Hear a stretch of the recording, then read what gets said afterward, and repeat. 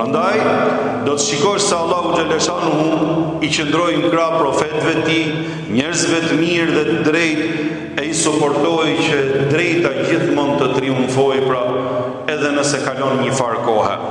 Musa alayhis salam, profetin e madh, e përzgjodhi Allahu xhaleshanuhu për një mision të madh dhe një mision fisnik. Idhhaba ila Fir'auna innahu tagha. O Musa bashkë me Harunin, me vllajën tënd, dy profetë Zotit, shkoni tek Faraoni se me të vërtetë ai e ka tejkaluar çdo cak, pra. Ai ka tejkaluar çdo limit në zullumin dhe në padrejtësinë e tij. I tregoi Allahu xhaleshanu dhe pajisi me argumente të qarta dhe fakte të pakontestueshme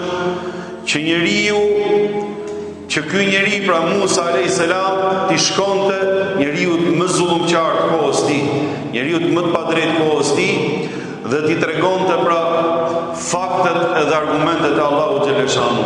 Faraoni ishte I tillë që ftonte në adhurimin e tij.